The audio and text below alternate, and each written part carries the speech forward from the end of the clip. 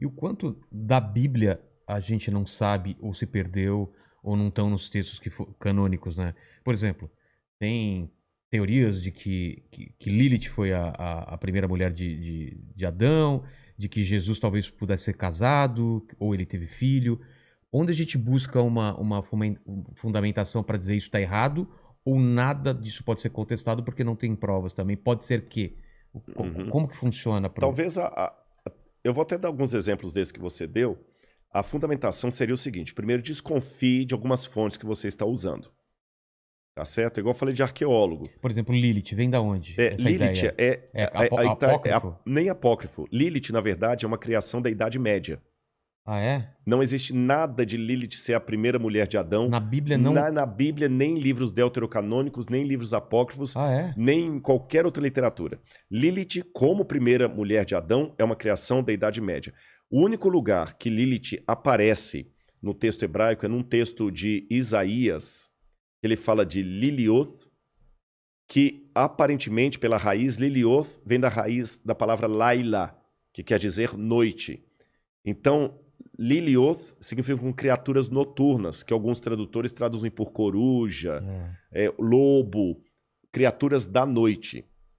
Agora, aquela história de Lilith como a primeira mulher de Adão, isso foi uma crença, uma lenda criada na Idade Média. Não tem nada na Antiguidade a esse respeito. Aí as pessoas, às vezes, porque tem um detalhe também, a nossa sociedade ama teoria da conspiração. Exatamente. A gente detona uma pessoa. Mas de onde veio, será, da Idade Média, essa ideia? De onde veio essa invenção? Será que são cultos pagães que tinham essa história do... Inventaram isso. Inventaram isso como sendo a primeira mulher de Adão. Eu até tenho no meu canal lá, Rodrigo Silva Arqueologia. Se o pessoal acessar lá, tem um vídeo lá sobre? Assim. Sim, foi Lilith a primeira mulher de Adão. Se colocar Rodrigo Silva Arqueologia, Lilith vai aparecer. Eu mostro as fontes, mostro a palavra hebraica e tudo. Na Idade Média, houve um prodígio de inventar muitas coisas. Isso não é novo, faz parte do gênero humano amar a teoria da conspiração. Teoria da conspiração... Fanfics. Exatamente. Teoria da conspiração é igual o João de Deus. Você tá entendendo? Hoje que ele foi desmascarado, nenhum artista foi nele. Quer dizer, você tá entendendo? Não, ninguém foi. Quando o governo tá mal, ninguém votou nele. Então, quer dizer, enquanto a coisa tá lá, todo mundo quer ser o pai da criança, né? Mas quando não... Então, o que acontece? A humanidade abomina a teoria da conspiração, mas todo mundo é fascinado por elas. Claro. E desde longa data, um exemplo moderno e um antigo. Se eu hoje escrevesse um livro, A História do Papa Francisco. Ah, que coisa piedosa, bonita, né? Até trouxesse para você de presente. Ah, que história do Papa Francisco. Ah, tá, obrigado, Rodrigo. E talvez uma meia dúzia de carolas iam comprar o meu livro e ler. Mas, se eu escrevesse um livro, A Verdadeira História do Papa Francisco, a verdade que o Vaticano tentou esconder. Nossa! Cara, amanhã eu tenho 1 milhão de exemplares, não tem Paulo Coelho que me bata.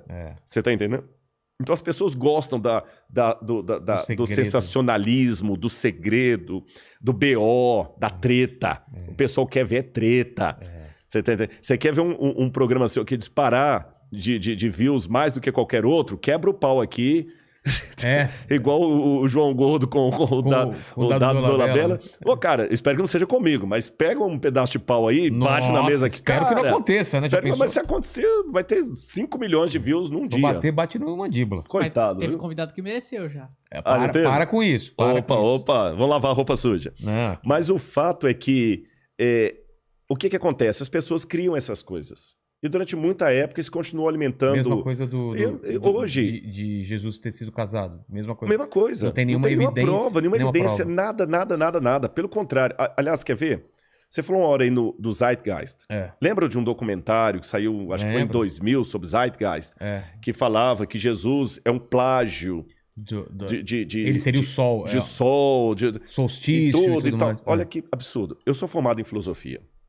Eu estudei história da filosofia, li Homero, Hesíodo e tudo mais. Vou dar só um exemplo do Zeitgeist. Eu não sei como é que os caras conseguem dinheiro para fazer um documentário daquele. Eles falam lá, por exemplo, que Horus...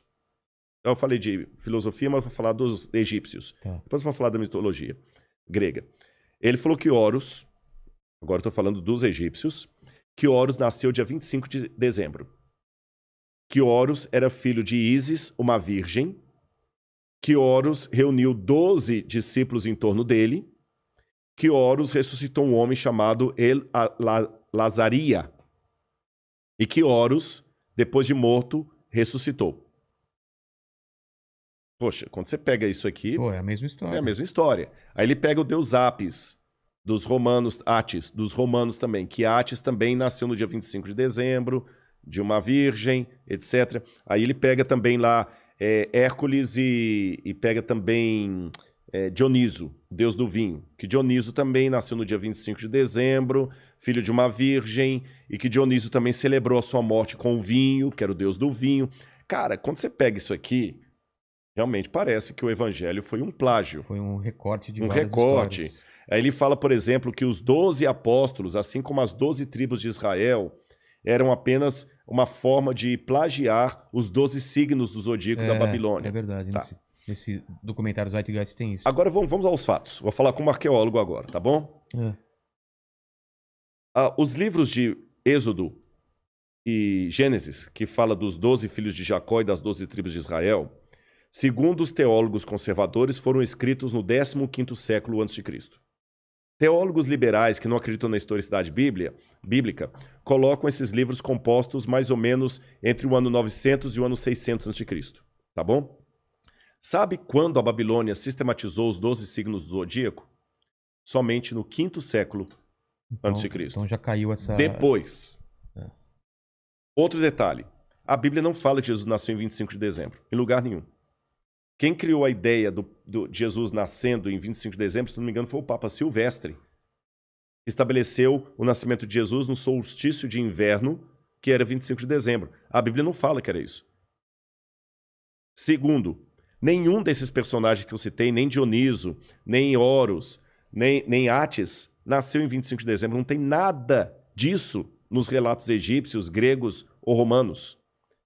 Para citar o Horus, por exemplo. Ísis não era virgem quando deu à luz a Horus. O marido dela, Osíris, tinha sido esquartejado, as partes dele tinham sido jogadas no rio Nilo. Ela costura todo o marido, dá uma vida ao marido do mundo dos mortos, pega o esperma dele, se autofecunda e nasce Horus. Só isso, não tem nada. Então o pessoal vai fazendo essa coisa toda, conexão e compra e tudo. A Lilith mesmo, é uma coisa medieval, acho, do 15º século. O pessoal parece que lá no passado, aí vem toda aquela teoria da conspiração. Não, é porque esse era o livro verdadeiro que a igreja tirou, que a igreja baniu. Veja bem, eu não sou católico. Eu não teria nenhuma razão... É adventista. Eu sou adventista. Eu não teria razão nenhuma para fazer aqui uma apologia à igreja católica. Mas eu vou fazer academicamente. Se a Igreja Católica, em que pese as mazelas que houve na Idade Média, que ninguém nega, os historiadores estão aí comprovando, em que pese as mazelas eclesiásticas da Idade Média, se a Igreja Católica tivesse mudado o texto da Bíblia como os críticos dizem, tirando livros que poderiam acabar com a doutrina dela, se a Igreja Católica tivesse feito isso, o ramo cristão que estaria mais dentro da Bíblia seria a Igreja Católica. Porque todos os dogmas da igreja ela colocaria na Bíblia. Por exemplo, na Bíblia, seja ela publicada na editora católica ou protestante, em lugar nenhum diz que Maria foi assunta ao céu de carne e osso. É um dogma da igreja.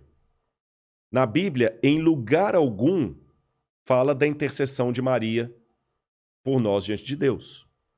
Na Bíblia, não tem nenhuma das orações do Salve a Rainha, do Crê em Deus Pai. Não tem nenhuma dessas orações. Pasmem. A Igreja Católica ensina que o dia de guarda é o domingo, tá lá no catecismo, guardar domingos e festas. E na Bíblia é o sábado. Na Bíblia é o sábado. Se a Igreja Católica tivesse realmente essa censura de tirar livros e colocar livros para não atrapalhar a doutrina dela, os 10 mandamentos na Bíblia católica estariam exatamente como estão no catecismo. Então você vê, no catecismo está diferente da Bíblia. No catecismo não fala nada de imagem de escultura, no catecismo fala para guardar domingos e festas, não pecar contra a castidade. Mas na Bíblia, em Êxodo 20, seja em qualquer Bíblia, está lá, não farás imagem de escultura, não terás outros deuses diante de Deus, guarda o sábado. Se a igreja tivesse mudado, os mandamentos teriam sido alterados. Ela teria metido a Ave Maria lá dentro da Bíblia. Que a única parte da Ave Maria que está na Bíblia é quando o anjo vira para Maria e fala assim, salve agraciada. que em latim você diz Ave Maria. Mas o resto da oração da Ave Maria, rogai por nós pecadores, agora e na hora da nossa morte. Amém. Essa parte da Ave Maria não está na Bíblia. Então tem um monte de dogmas da Igreja Católica que não estão na Bíblia e nem por isso a Igreja meteu aquilo ali. Pelo contrário, a Igreja Católica nunca se valeu da Bíblia para sustentar a sua doutrina. E quem é católico, que entende da teologia, sabe o que eu estou falando.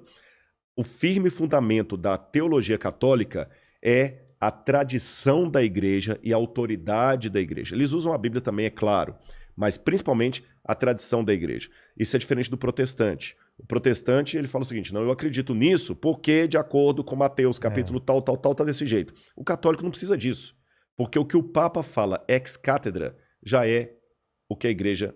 É infalível. É infalível.